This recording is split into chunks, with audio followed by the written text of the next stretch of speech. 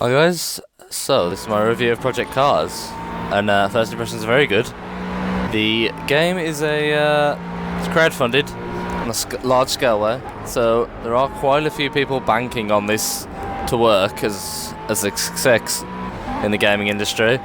So far, I'd say it is a success, but not for the reasons I think they were hoping, because it is a very good game, and my experience of it is going to be slightly different to most people's. I got a steering wheel for the Xbox One, which is a very premium item, let me assure you.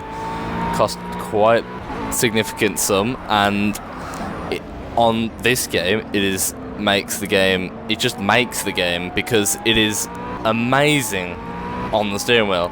But I have been hearing complaints about how the game handles when using a controller. I have played with the controller, and it's very sluggish. Like, I think they were trying to go for very realistic kind of, because it does take a while to turn in real life.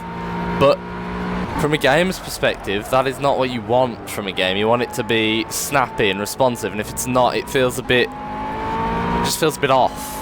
And I think that's, seeing as how they are trying to market this across all consoles and PC. Like, how would you do it with keys? Keys have got to be a very difficult way to play the game. I mean, you can use a controller for PC, but that's yeah. I think this is a bad mark against the game. I mean, it's not going to ruin the game for you, and I think the WMT is still up, the World of Mass Development, which is how this game was developed via it's crowd developed, crowd funded, as I say in the advert. It's not just a gimmick, but it is a game made by gamers and racers.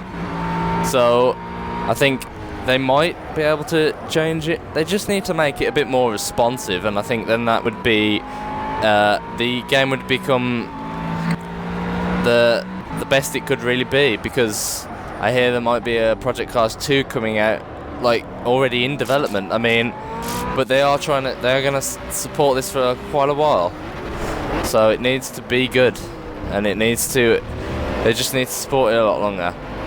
And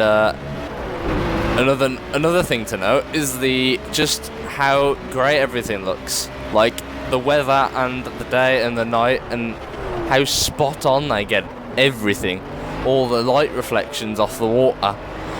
Just the colour palette is very real. And I mean, here's a comparison between Forza and Project Cars here, and there's just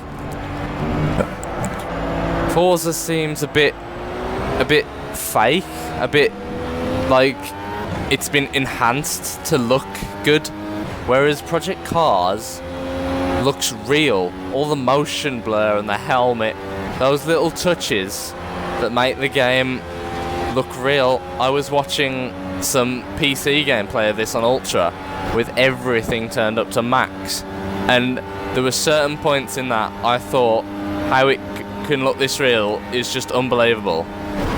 To get to this point in gaming is just amazing, and this game is flat out beautiful. It's an amazing game. If that's what you want out of it, a very beautiful game. As I said before, some of the functionality with the controller is a problem. Now I play on steering wheel, as I said, and I have a very different experience. The handling model when I'm playing with the steering wheel means that I feel everything through the wheel, and it's so realistic. The cars are balanced just how they should be. There's no oversteer like in Forza, where you, for some unknown reason, you'll turn into a corner, it'll just oversteer for no reason. The understeer, these cars feel very weighted, like they feel like they have weight, that they have some substance behind them.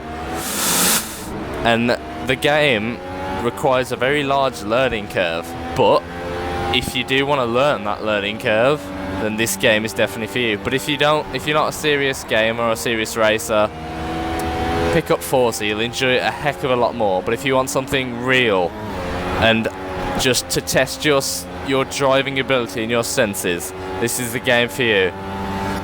As always, guys, I will see you in the next video.